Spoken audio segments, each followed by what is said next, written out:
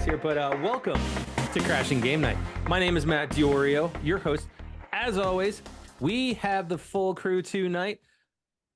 For once, up in the top square, or at least top for me, top as we see it on Twitch, is the Beanied One.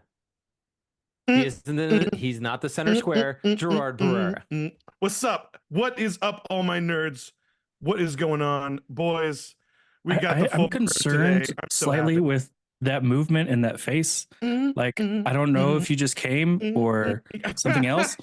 Like, if that's how I'm scared. Okay, that's how that's actually pretty funny. Both hands where we can see him, sir. Both hands. He ruined where I was going with this because I was going to say that, ladies and gentlemen, in the bottom right hand That's what I'm here for. I'm here to ruin everything. Come on now. Our version of Max Headroom. Theo Walsh. That plays well into it. I mean, like, well, okay. So here's the thing: is I was going to call you Max Headroom, and then he goes off and starts acting like Max Headroom, so it ruined the whole kind of thing. I'm just gonna, I'm gonna rewind that. Okay, folks, up in the top pen square is one half of the former pop group Milli Vanilli, the Beanied One, Gerard Barrera. What is up, everybody? Yeah, we'll start over. What is up, all my nerds? How's it going? How you doing? Very happy everyone's here. And yeah, we got the full crew. Theo was Thank back. God. And real quick, if any of my students catch this episode, this is exactly what I mean by one shot. You mess it up. You just roll with it. You just roll the punches. You just got to mark it with a clap. That's right. Not even that. You just say, hey, you know what? Exactly. I kind of work for Marvel, and then all is forgiven. You got retcon all day. No, we all. No. This is the quickest way to get canceled. And that, ladies and gentlemen, is the maitre d' services, the man with the couch, the man, the myth, the legend, the return of the Lions mane, Jason Belidio. It's coming. How's it going, guys? How's it going tonight? Oh my God, so good to see my boy Theo. Oh my God.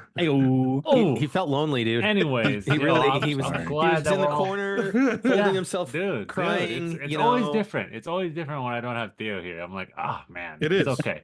It's okay. So, but how you guys doing tonight? Oh my goodness.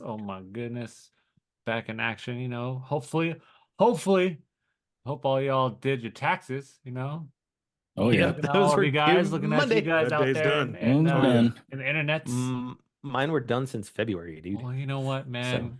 Some of us. Let's the people that do it early, fingers. they actually got money back. I'm assuming. Let's not point fingers. Nope. At somebody. I was the opposite. That's why you waited. I knew I was going to pay. I had to rip the Band-Aid off. I had too much coming in, so That's always what I hear. Is like those that have to pay wait till the last minute. Yeah, it pays. It pays to be married. Yeah, it kind of does. Yeah, Jason knows it. When you, to a certain extent, it pays to be single too. I mean, like I still got paid too. So no. So when you file married joint, you get yourself put up in a better bracket. We here, baby. Yeah, we here, but like so basically, for two people, you can make X amount. Yeah. So it increases your return and whatnot. So it's great. So for all you out there that are planning on getting married, do it during. There are some tax benefits. There are some pros and cons. So, one of them. Anyways, I'm single here. True love. I don't know about green cards, but I'm single here. Come on now. It's love. Like find who you game with. Find your player too. Find your player too. But it's a great tax bracket. So think of it that way. Yeah. Tax is worth it. Love is crap. Yeah, I love that we're selling marriage off of the tax bracket right now. Get married for taxes.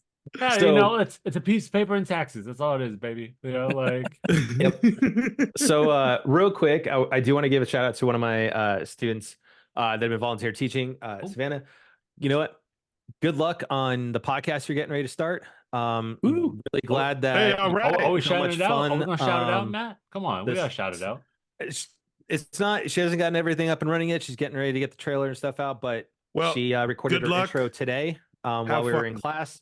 But yeah, I'm glad that at least through this whole volunteer teaching and stuff that we were able to introduce these seniors to something they haven't done before, and some of them haven't enjoyed it. They're kind of starting their own podcast. So shout outs to Savannah.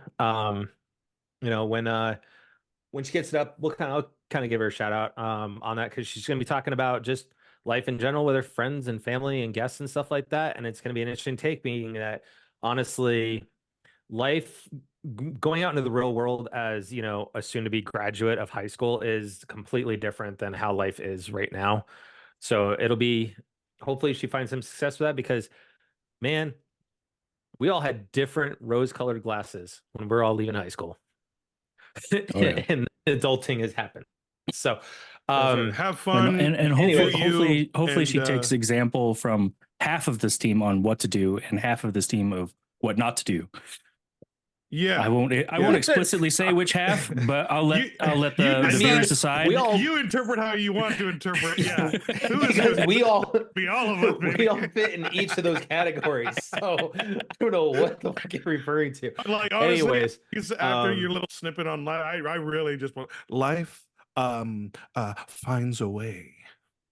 Shit. I don't know that one. Jeff, Jurassic Park. Fucking, you are not Ian Malcolm. You're not. Oh yeah, I know. Oh, no. You're more like Dennis. You're more like Dennis Nedry. You're more like going down, getting the can of Barbasol, hiding the embryos inside of it, and then running away from the Dilophosaurus. Yeah, I feel like no, because I feel like Jerry won't be sold by the raptor in the beginning of the movie. Sure, Jerry won't be sold, because I'd rather go out to the raptor in the beginning than go out to the T-Rex like a freaking goat. I'd rather the T-Rex. I think the T-Rex would like just snap me real nice and quick, whereas Raptor will torture me. Actually, I think that was one of the worst deaths in the movie, was the lawyer that died on the crapper. That was the worst. That was the worst one. Yeah. This was quick. Yeah, but no, I would say no. I think Dennis's was worse. The guy that died of the crapper. No, Nedry was worse because Nedry was worse because he got blinded and then got eaten. So that is true. He did. So as we leave Jurassic Park, there. As we leave Jurassic Park, let's in the world of movie and television, and first and foremost, shout out to the legendary Keanu Reeves, who was announced as being the voice of Shadow for Sonic 3. Oh my God, please tell me we're talking about opinions on this right now. Oh, I can't. I think that's awesome. I have seen mixed opinions on Keanu Reeves being Shadow. Really? I think mixed reactions. I think it's going to be awesome. I mean, I would say Idris, but it's not going to be like. But you know what, though? Everyone felt the same about Idris Elba, too, as Knuckles. So, yeah. I'm curious as to what type of style he goes for Shadow. Like, I don't think we want Ted as Shadow. Yes, we do. I want an air guitar. Oh my God. Give me an air guitar as Shadow. I was thinking like more of a lost Neo. Because he's going to be created, and I think he's going to question his humanity. No, so I think it's more of a at least louder spoken. I mean, Neo is super soft spoken. True. But I think it's entertaining that Sonic is a huge Keanu Reeves fan, and Keanu is now playing Shadow. That's cool. He is a huge Keanu Reeves fan in the movies. Yes. All right. And then real quick, they did announce at CinemaCon, and this is something that I want to get Jerry's full take on this, because he is our resident expert on this.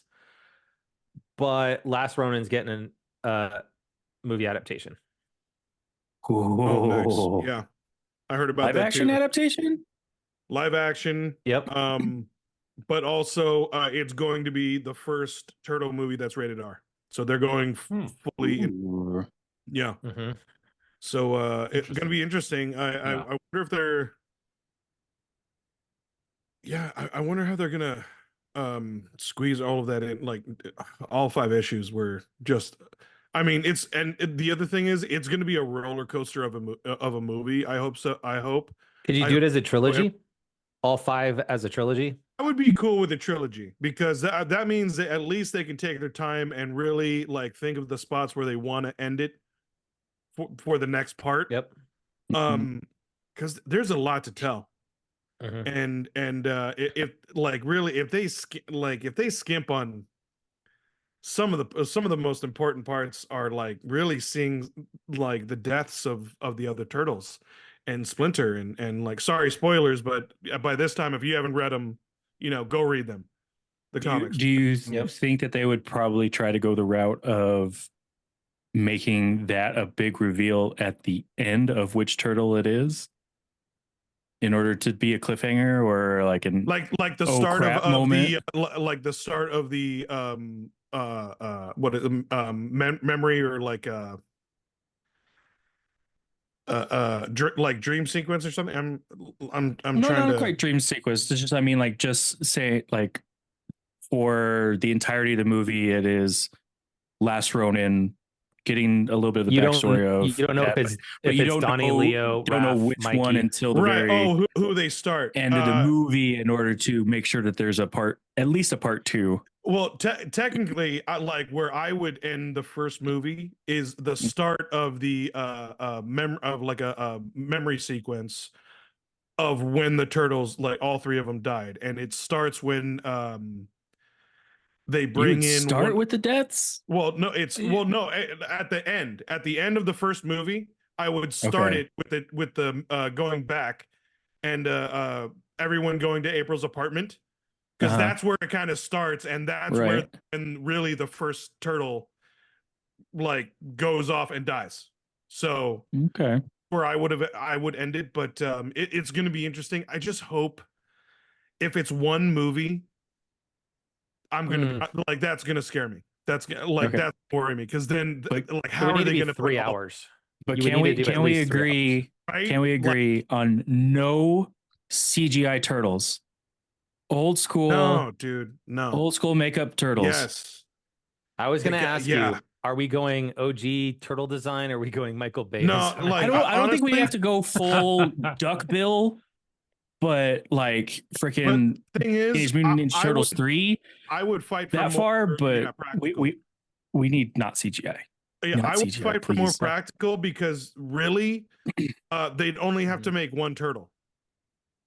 Technically. For most of the entire movie. Yeah, because they could focus on putting the budget to one animatronic turtle, as opposed to 4. You don't do animatronic, you do it no animatronic, no way animatronic. Guy in a suit. No. Like, you guys knew what they did in the first 2 movies. So it was a portion of a suit, but animatronics that made for the facial expressions. Okay, that's what I mean. But no. Like, that's why you had the lip quivers in 3, which were ridiculous. Right. But imagine what they can do with like the budget that they get, and they just have to focus on one turtle. I wouldn't be objective against that, because I mean, like, we saw up close, Jerry and I, at the very least, up close, the animatronics for Grogu, and that was amazing. Dude, I just showed more coworkers that video the other day. Oh my god. Yeah, that's so even if they could come close to that, I would be happy. Yeah, absolutely. But I totally agree. No CGI, and it would almost kind of diminish those important parts of the other like the other comics. Okay, and then so of course I have to ask. There's a lot riding on this. Initial Dreamcast for, we'll just stick with easy with primary turtle and April. Dreamcasting for those 2 roles. Oh man! Right now. Oh, you know what? For like that post-apocalyptic, like really tough April. Man, my first go-to was Rachel McAdams. Really? Oh, because I know she could deliver that like level of like grittiness, like she's done a couple darker movies where but here's the thing is, though, she lives rough in that era of New York. Does April get involved though, like and have fight sequences like she does in dude, okay, she like loses her arm. I don't think Rachel McAdams would necessarily really fit that. Or you know what, dude, Scarlet would be great. I think she'd be the right age. Post-apocalyptic. It's more having the look. Maybe. But also April O'Neil's a little bit taller though. Yeah. I mean, that's True. If she could they do nail film Tom Cruise, at an angle. If she could nail the accent, I would love to see Gal Gadot do it. Ooh, I don't know. I think she's like, don't get me like that. She'd be great, but she's just too beautiful for that. She's just, I like that would be like the moment I see her is like, Gal Gadot. Like, I wouldn't be like, oh, April. I mean, did you see her in Hearthstone where she got all like cut up and everything, like beat up? Bro, I was still like, God, Gal Gadot. Yeah. All right, what about Turtle? Oh man. Turtle. Because it's not the typical like personality of that turtle that you would know. He's more like stern and like quiet and like a quiet Ronin. So dang man, that's a good question. I haven't really thought of that. All right, think about it. Think about it, sir. I think Idris could do it. No, not with even with his American accent. No, too deep of a voice. I think still. Would you just go for the voice, or would you go for the full like? Well, I mean, you kind of have to go for the voice more than anything. Well, I mean, like, some people, it's just like the OG Star Wars. It's one person playing versus one person doing the voice. True. Well, yeah, but you want like more of the stunt guy is usually in the suit. Yeah, but I mean, like doing all that, but sometimes the people in the suit are the ones that are doing the acting too, that are doing the voices. Sometimes, yeah, right. So, well, then I wouldn't see necessarily Idris Elba doing that level Corey of Feldman back. Choreography. That's so Corey crazy. Feldman. Yeah, he was Donnie, right? Yeah, just go get Corey Feldman back. He was Donnie. Anyways, so yeah, I don't know. I'd really have to think about that. That's a good question. If the actor was taller, I would want the actor that I'm blanking on the character's name in Shang-Chi, the Deathbringer. The guy with the mask. Ooh. Oh, yeah. Oh, and he did all those stunts. Right. I would want him if he was taller. Yeah, because he would be great. I think he's like 5'3", and I think Turtle needs to be at least 5'6", maybe taller, 5'8".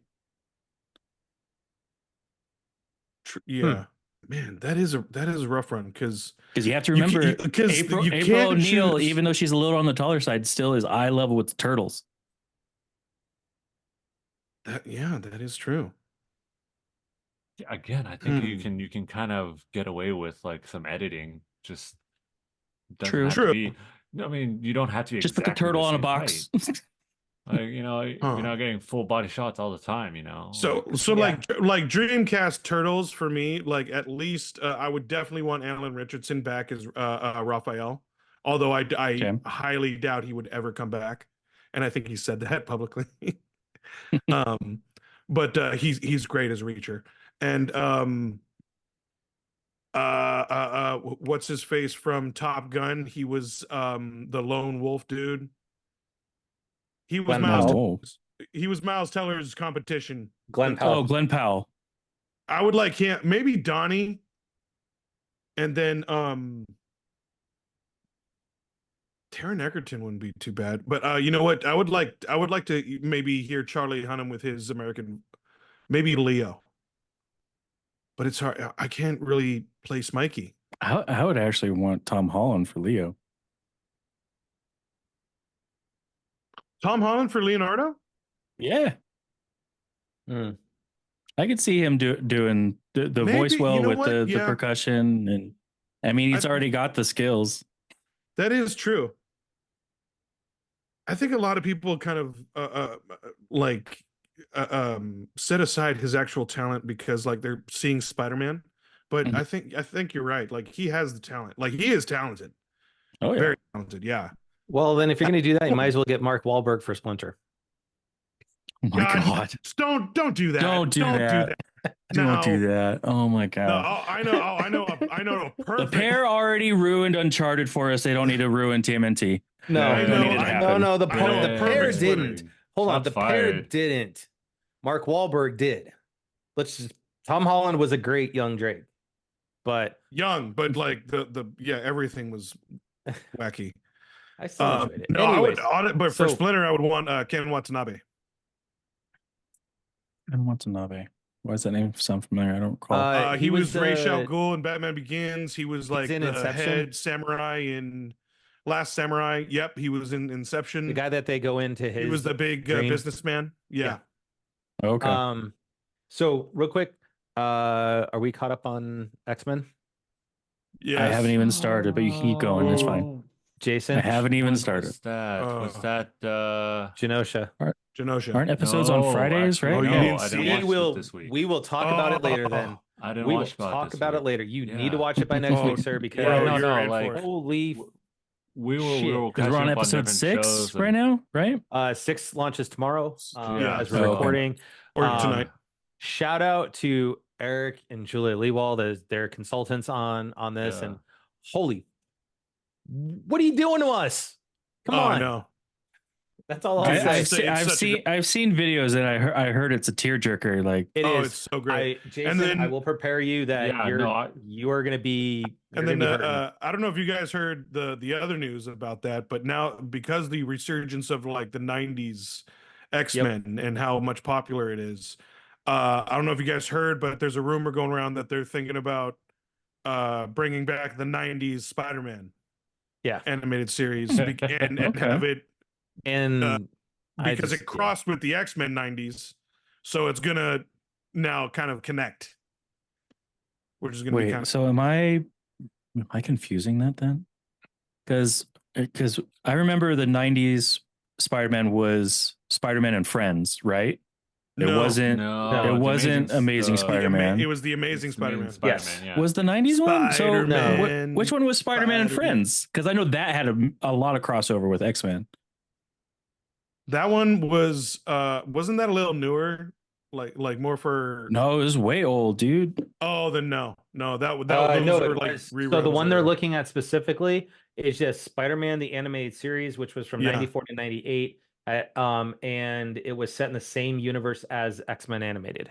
So they were okay.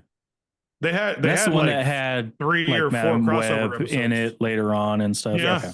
Okay. So, alrighty. So it's been a little bit since we've talked about layoffs, but it did break tonight a little bit before we were starting to record that 2K is going to be laying off 5% of its workforce. It's going to be hitting 2K, the private division, and Rockstar. Ouch. So they're going to cancel some projects and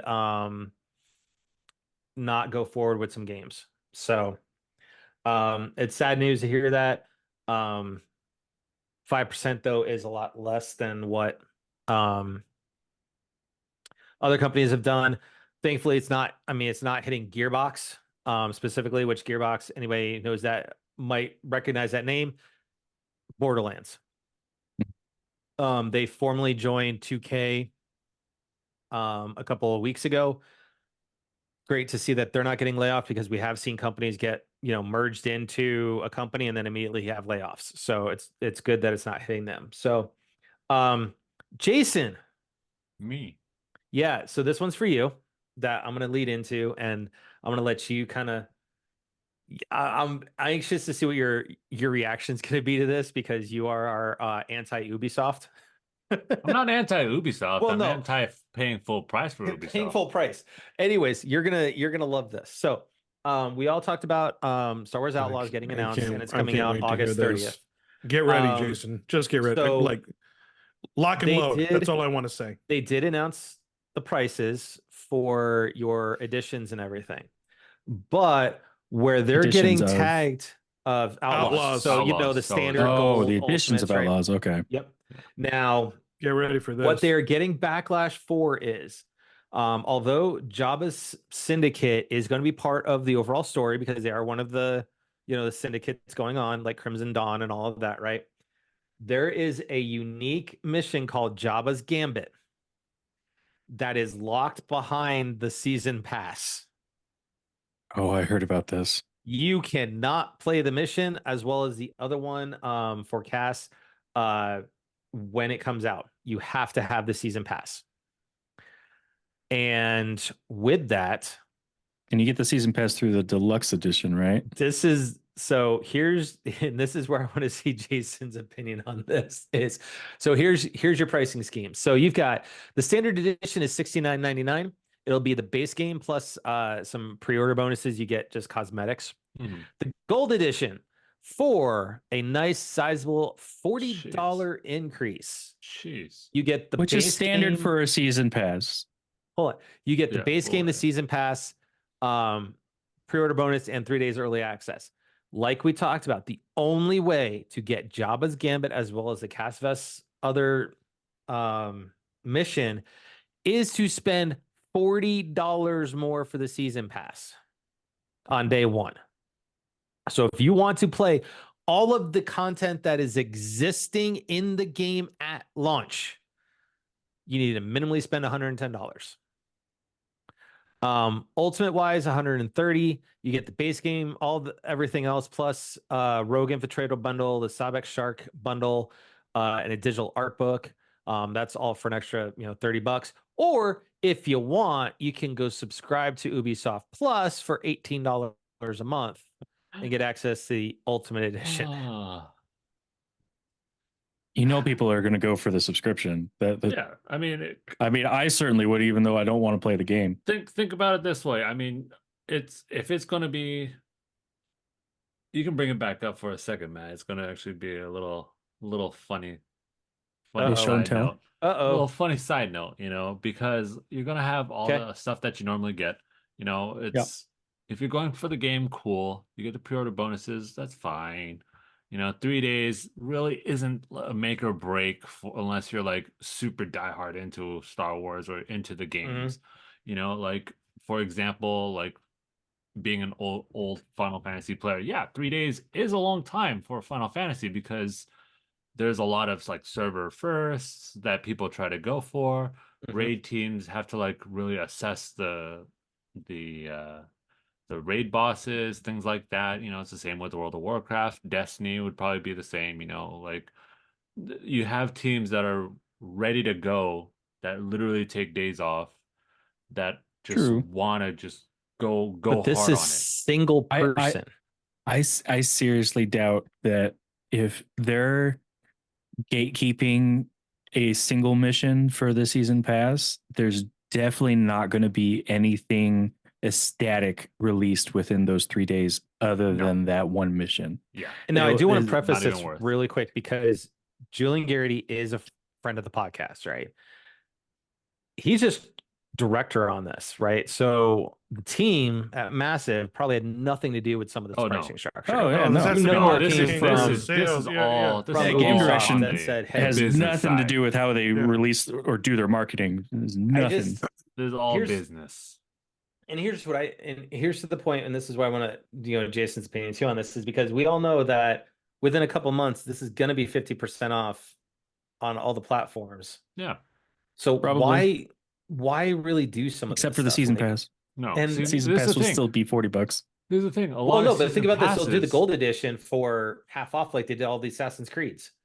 No, but think of it this way. A lot of season passes that you know of, like whether it be fighting games, add-on content, DLCs, etc., all of them get broken up at some point in time. Yep. So you don't eventually you can get those the reason why those skins or those extras. So after the season pass expires, they release it for free. Is just because the season pass will give you everything. You don't have to worry about an additional payment, like $5 here, $5 there. Just give me everything for $40, and you don't have to think about it. Just think about, like, let's say, what's a good one? Destiny. That has season passes all the damn time. Yeah, but you have expansion packs, which expansions for the base game, and a lot of times those are in the season pass. Like you get, let's say, expansion 1, 2, and 3 in the season pass are 40, or you can buy them all individually for then Destiny's not a good example 50. then. Well, no, hold on. Because So Destiny specifically, the expansions, they always include the full campaign in the expansion, and season pass is completely side stuff that's just further down the line if you're continuing to play. So here's campaign. my thing is, I think season passes. Ooh, are you getting a visitor, Theo? I'm getting a doggy. It's just getting two doggies. Oh, look at the little doggy in the window. Anyways, so I think for games like Destiny, where it's a live service like Call of Duty, right? I think season passes are fine, right? But makes sense. It's a single player story, single player experience. And this, no offense, then that makes zero sense to have a season pass on. Yeah, and exactly. This drove me crazy about Arkham Knight, is that they did the same damn thing with that game, right? They did a season pass and did all those extra missions and everything later on, which those in of themselves, they were big enough to warrant that they were DLC, right? You know, the Robin mission, the Harley Quinn, and they were great. But here's the thing is, it's a singular mission that is going to be available in the game at launch, but it's essentially locked behind a $40 paywall. And it's not going to be worth it. And honestly, that's my problem. It's probably going to be like a 20-minute mission too. Not even. No. Oh, maybe like an hour mission. You know, but they even then, right? Sidetrack it. This is something that is becoming more and more of a standard for these companies. That I get it. You need to try and recoup expenses. Well, maybe look at doing other. They need to start looking at other things, right? Yes, you don't want microtransactions. You know, maybe just do it as DLC content and be like, here, $20, you get this pack of DLC. There you go, right? But we are normalizing DLC. We're normalizing season passes that, frankly, it's like, I think if this was launching like later on, right? You have FF16 is doing a season pass, right? Where you could get 2 DLC contents for the game. The first one's getting ready to just come out, right? So we're months past the launch of FF16, right? Oh yeah. And now they're basically saying, okay, here's going to be the new download content, right? This, on the other hand, is shit that is in the game at launch. Yeah. It's not coming down the pipe. It's there. Yeah. I think if anything, I'm personally all for season passes in the idea of it allowing companies to essentially have a little bit more time and having that promise that more is to come. But I think there needs to be a standard for season passes of what quality and level of content is included for season passes. If it's a season pass where it's like aesthetics, no, that doesn't need to be in there. That's microtransactions. Yeah. You're just trying to group them, bundle them up together and do nothing. Whereas like if we get full on essentially a DLC or an expansion as part of a season pass, where like, okay, you originally were going to do $20 per expansion but we can bundle it together for $40 for 3 total expansions. So you're buying 3 for the price of 2. I'm all for that as long as the content's there. Yeah. See, which is what they actually used to do back in the day. I remember like some deluxe or gold editions or whatever, you know, the perks and the swag that came with it, you know, it did urge you to want to go for it more. Let's talk about this. Way more. The last few years, it seems way more of a cash grab and like just another way to kind of, as you said, Matt, put a paywall on certain entities of the game. This is the thing, though. So, like we've gone from DLCs to now a quote unquote season pass, and it's just making it.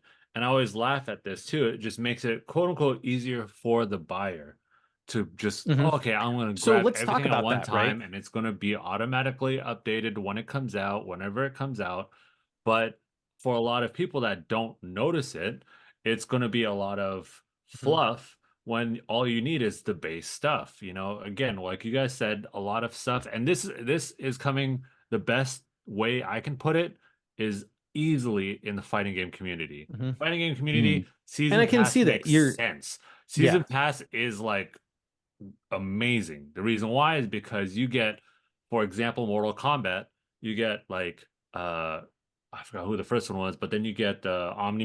You get new characters. Maker, Same with Smash Bros. Smash Bros had a season pass too. Yeah, you got new all the fighting characters. You games, got access to different parts or character. armors, if that was the type of Yeah, thing. you get and character. it made you get sense skins, for you to upgrade. Yeah.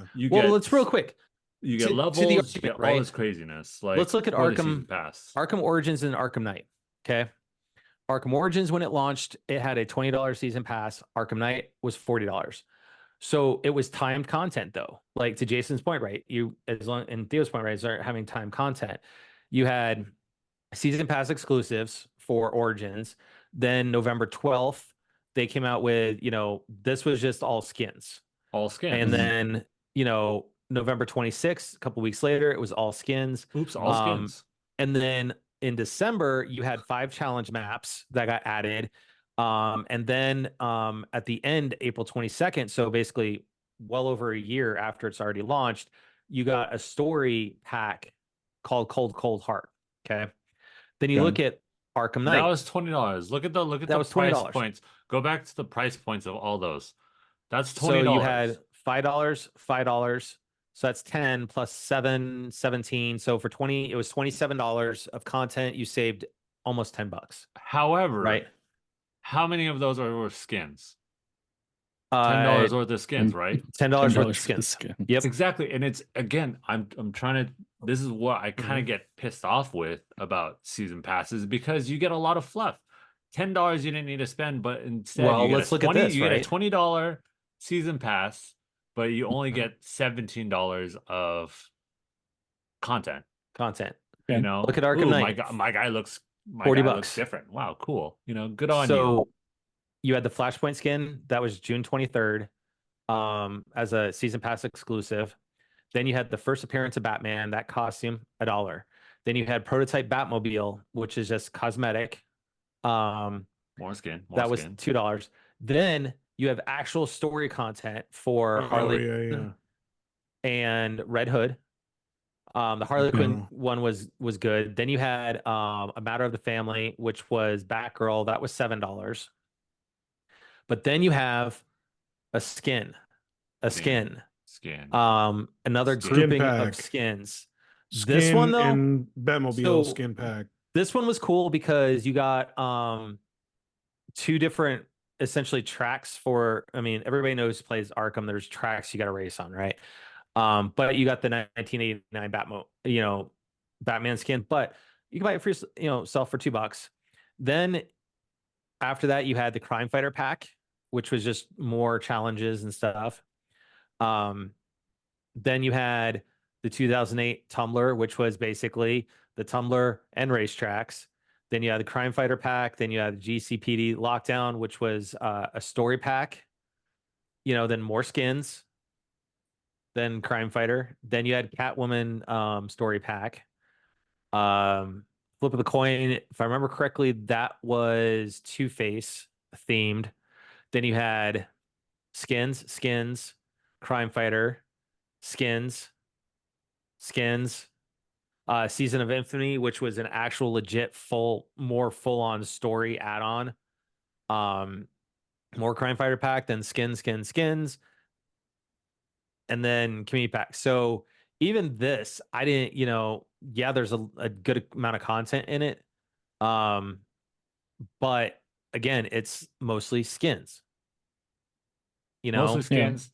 How many of those? Well, granted, that one a lot better because the timeline of all the things that release is a lot more like, hey, and some of those last that last portion of skins and DLC. The game has already been out almost a year and a half. So I do feel like it's more in the latter of it was worth it because they continued giving more deals. You keep getting more and more, and Season of Infamy added a lot of content to go for it. Yeah, but so they it's still going to kind of depend on the game type too. No, because like Jason was saying for game type with fighters, characters tends to be good enough. It's huge. You don't need to try to branch off for anything with that or no, but not at all. Destiny, I feel like is a good representation of good season pass content because every season that's within the season pass, you get a whole new story, a whole new different game activity in order to do it. There's things to chase for within those activities. Armor sets, weapons always come with it. There's almost always a new release of a new dungeon. There's a considerable amount of content that is, yes, it's still in the game by design, and it's time gated or behind a paywall because it won't actually install until it's ready. Yeah, and once the season's over, the season is over, you know. But this is DLC that Destiny specifically, you can still play the old seasons until the next expansion comes out. Yeah. But my thing with this though is you're taking a mission that is in the game at launch and basically saying if you want to play this, you got to fork over $40. I mean, it's not unheard of. Again, you okay, but these season passes though, Jason, that we were looking at, stuff. It was future content though. Yeah, it was coming down the pipe. Much. I think there needs to be more teaser into what the season pass content will include. Yeah, exactly. If it's like every time if it's like a matter of like a good amount of other missions and paywalling a taster, maybe. I still hate it. I still hate that they're doing a paywall for a single mission right now, because they're not going to start. At least I wouldn't believe that they're going to start anything with season pass content other than that one mission at launch. Yeah, because no game would do that, because you're just going to completely go away from your primary story and campaign if you're going to start with season pass content. Yeah, I'm okay. But the thing is, I'm okay with season pass content for things like, I mean, honestly, the Destiny, biggest issue here, Division, the biggest issue here is the pricing and the way they're paywalling the content. We don't have a problem with wanting to pay for the content as long as it's worth it. But well, no, because I mean, like, and you're paywalling it at launch, right? But I think I know where Matt's kind of going, because like imagine if you had a season pass paywall for a mission on Red Dead 2.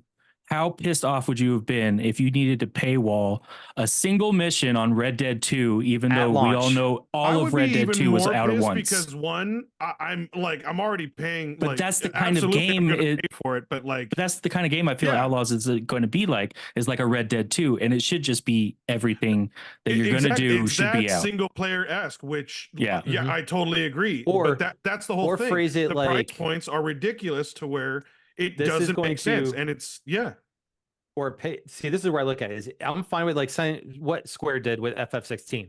They're saying this season pass is going to cover these 2 DLCs when they come out in the future. Yep. Right. Okay. There's a teaser. They didn't say, hey, this mission or this quest is available at launch only if you pay $40 to do it right here and now. And I think that's where that's where I have the problem with this, is that it's at launch. And if you want to do it, you have to fork over $40, and you don't know purely what the roadmap is for DLC completely down the road. Yeah. I think the only silver lining with that is that it's not $40 only for the mission. I mean, you still get the season pass. And I think that's the only minor silver lining with that. What if the game fails though? That's the thing. That's the thing with a lot of the season pass stuff. What if the game fails? Stuck into that season pass. Pass. You're doomed already into $40. I mean, like and then bring it back to fighting game community again, because it's they do it well. They do the fighting pass. They do the season passes well. You know, I think you make such a great point, because like if you buy the season pass and get a single mission, they essentially have fulfilled their terms of services and shit in order to not have to refund any money for season pass. Here you go. Here's your answer. Only available for pre-order with Gold, Ultimate, and that's Ubisoft Plus. That's for a 3-day early access. But season pass, expand your galactic journey with the season pass. Unlock 2 additional narrative expansions coming after launch, a day 1 exclusive mission with Jabba, and additional cosmetics. That's it. No, that's what the asterisk is for the Gold, Ultimate Edition, and Ubisoft. Yeah. No, what it's saying is, you can only get it, with the season pass. So that means they're not season pass is only available on those editions. As of right now, then that means you're not even going to get the option to buy a season pass later. Is the way this sounds then. Yeah. And that even makes this more of a crap. If they do that, that's a horrible model. I've never heard of something that wouldn't sell the season pass separately. It would just be more expensive if you don't bundle it. So at this point, what they're basically saying is you're going to get 3 missions and cosmetics. And for the season pass for $40. That's what they're telling you. Overall, it would be okay. Overall. However, but I'm saying is, but there's no track record of this game that's going to be like, oh, how is it? It's still in pre-order stage. So I'm just saying, time, like, there's nothing. I don't know there's nothing you can like say, oh, hey, how was that before?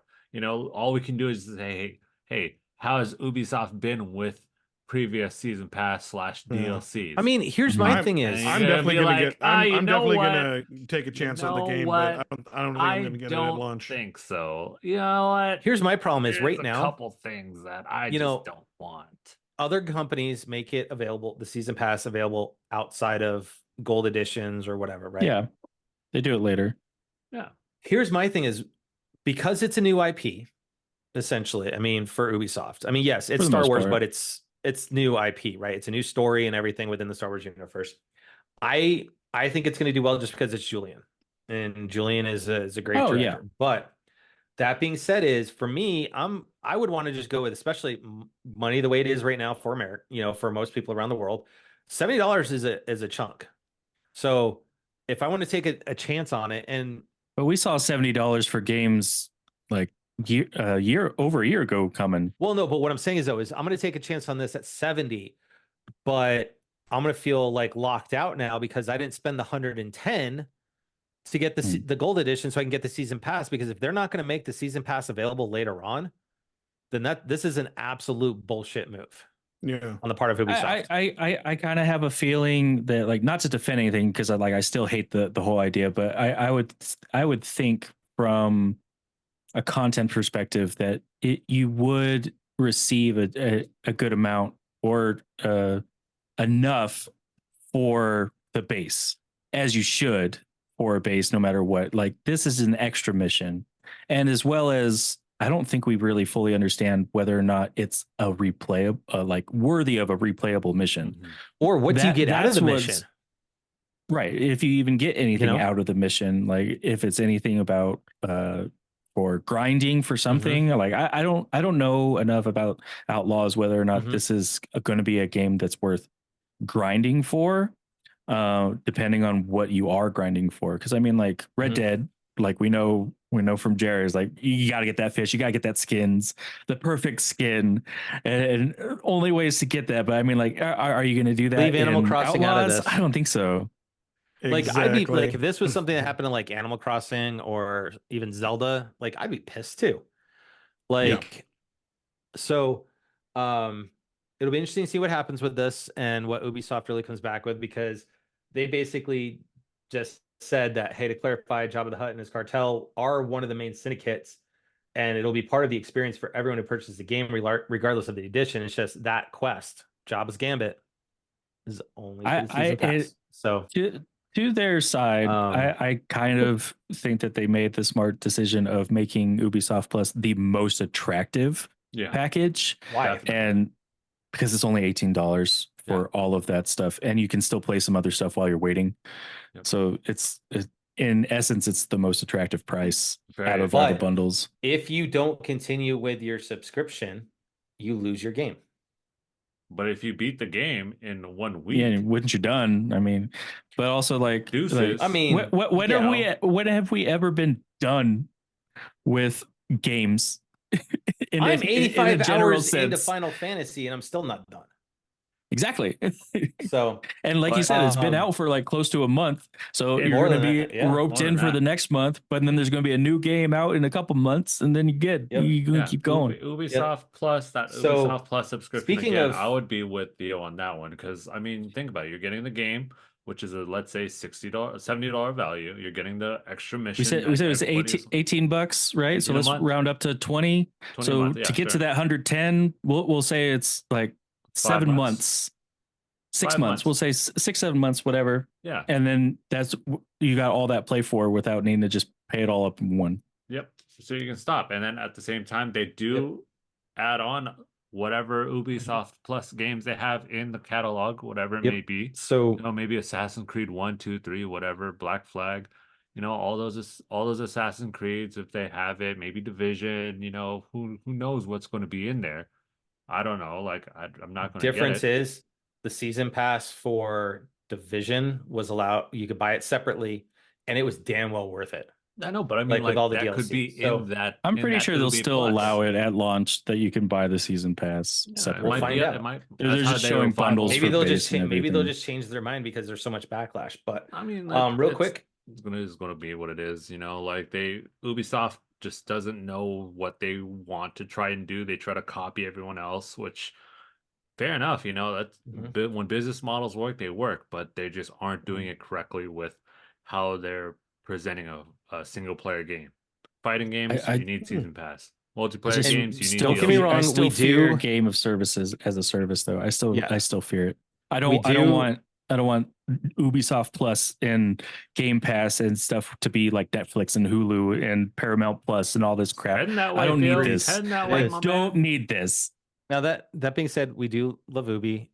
They've supported us for a long time. Oh, I love their content. I love their games. I can't wait for Outlaws. Like Julian makes great, amazing games because he's an amazing game director. But it's these corporate marketing, and that's what I want to say is the one thing we've always done, regardless of where we sit, and sometimes it costs. We love the creative side, not the monetary side. We are always fair and balanced, and we always call companies out for whatever BS they're trying to pull. We've done it with Xbox and PlayStation and Nintendo and everything. So, real quick, rude. Nintendo, as we record this, is going to be having a indie direct tomorrow. That's going to be about 20 minutes to show some of the new indies that are coming to the PlayStation Switch. And then it was also announced that Nintendo issued a statement just the other day that's read, after careful consideration from all perspectives, we've made the decision not to be present at Gamescom 2024. Players will have opportunities to try out Nintendo Switch games at other events throughout the year. So I wonder why they picked specifically Gamescom, because that's the one in Germany, Gamescom's, right? That's the next one up, though. That's the next big one. But that's the one in Germany, right? Yes. It's international. Okay. Yep. And then you'll have Tokyo Game Show after that being the next big one. So it'll be interesting. I know IGN was supposed to be trying to do something like an IGN Live in June, and I have not heard a single thing about it since they announced it.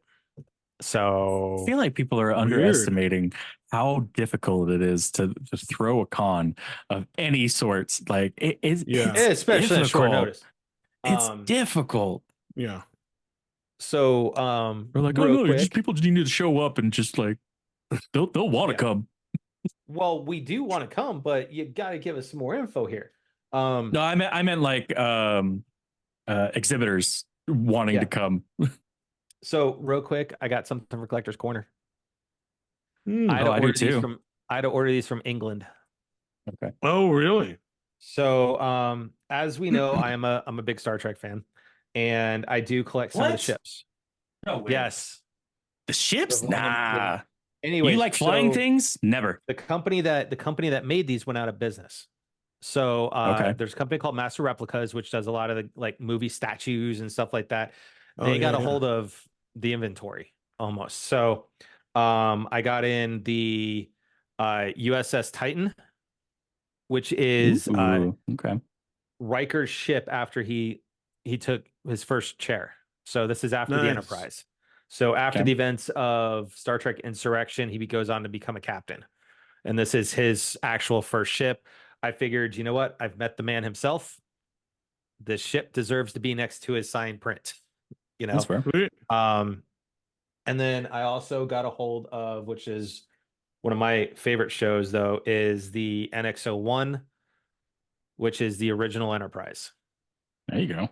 From Enterprise with Scott Bakula's Captain Archer. So so I got these in finally. I ordered them the end of either the last week of March or the second to last week of March. So it took a good couple of weeks to get here from England. Now, if we happen to get some Star Trek actors again this year at Fan Expo. Taking those with you? Getting them signed? These? No. Why not? You can get the base signed. Depends on who it is. Depends on who it is, because these ships are very specific. So I know I'm definitely visiting Lana again. I'm getting her pop signed. I'm definitely getting that. Yeah, and you're gonna go see the Charmed ones. I do want to go see Michelle Hurd. She played Rafi on Picard. So cool. Oh my god, that's awesome. Awesome. It's blacklight version. Oh, that's so cool.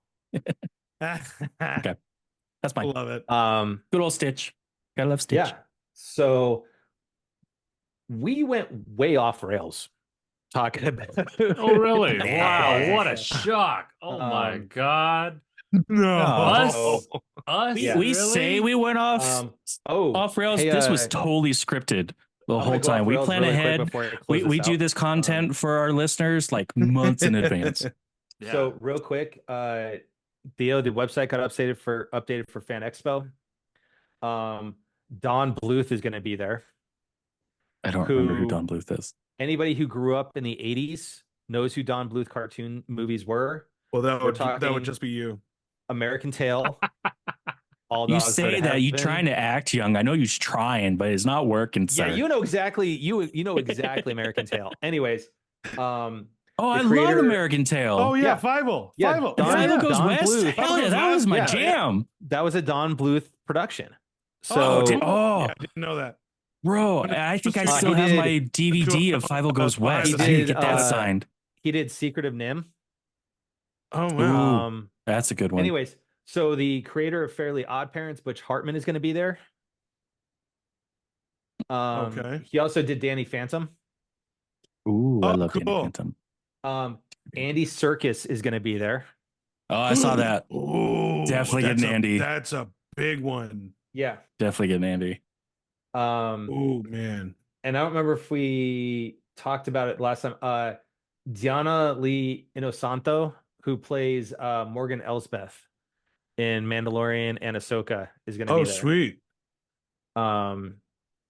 From a celebrity perspective, and then I'll never. Sean Gunn's going to be there. Yeah, I didn't catch that. Video game mocap performances was awesome. Remember Heavenly Sword? God, it was for PS3. Yeah. Oh, it was awesome. Yep. And then Theo, you got a bunch more. Remember Jay? Remember Jay? Anime people. It was awesome, dude. Yeah, it was cool stuff. Yeah. So, from a gaming perspective, nothing's really changed there. But, anyways, so we're short on time tonight, so we'll have to catch up on what we've been playing next week. Because I have to be a parent tonight too. It's still school late. So, anyways, for those out there, thank you for that Crash Game Night. It was nice, even if you guys were looking in the background. Thank you. We appreciate you taking the time out of your night to give us a chance, give us a listen. Hopefully, we gave you a little bit of distraction. We'd love to know what your thoughts are on this whole Outlaws paywall thing. Drop some comments. Even your wish list for The Last Ronin. It'd be great to see the comments on the YouTube when it launches. If the first time though, if you liked or shared, please drop us a follow here or head on over to crashinggamenight.com. Follow us on the platform of your choice. But with that, just a lot of stuff going on right now in the world, even in the States. So just remember, guys, everyone, you don't know what their day is like, what they may be going through, from anxiety, depression, whatever it is, right? You don't know what they're going through. So please just be excellent to each other. That's right, everyone. Be excellent to each other. We want to watch out for each other, and let's promote the same message as we always do. Let's just try and execute a little bit more patience. Let's try and be a little bit more thoughtful. Let's lend a helping hand when we can, if we see someone struggling. Let's just overall try and do and be better. And let's just try and, have everybody, let's just be a little bit kinder. And little question here for the listeners and the viewers. Out of the James Cameron filmography, which was the better sequel? Terminator 2 or Aliens? Both great sequels. I want to know your thoughts. Everyone, thank you so much, and be safe out there. Terminator 2 all the way. Terminator 2. Oh, interesting. Aliens. Easy. Aliens, Easy. bro. See, great debate. Come on, great bro. question. Terminator 2, easy. All right, let's stay frosty. Thank you. Primary movie, Terminator 2, thumbs up. Going down. There you go. I gotta say neutral. I want to hear everyone's thoughts. Oh, anyways, guys, you know, hopefully you did your taxes, like I said at the start of the show, because it is over. You know, get your money back. Say what's up. Uncle Sam owes you. Uncle Sam owes us a little bit of time. Maybe you can use part of your tax return to buy that extra $40 season pass. You know, maybe you got lucky. No, who knows? Anyways, guys, you know, it's good having the full gang back again, as we like to do it, because, you know, we get to go off the rails just a little. You know, it's a brand new thing we're trying out every time. But I'm glad everybody's back. I'm glad everybody's healthy. I'm glad everybody is going through this, you know, this craziness, that the aftermath of all the crazy lunar eclipse stuff. So, you know, one thing that we didn't get last time for the lunar eclipse was a little outro that we do, because, you know, my man Bill is here again. I miss you, bro. Send us out like you do. I miss you fellas all the time. Right, bro. I hate that I always have to cancel this so freaking often. But Okay, to all our boo. listeners, to our watchers, TTFN, ta-ta for now. Good night, everybody. Yes! T2 or Aliens? You went at the seat, you sir. got it. T2 or Aliens? Just be kind, rewind. Good night, everybody.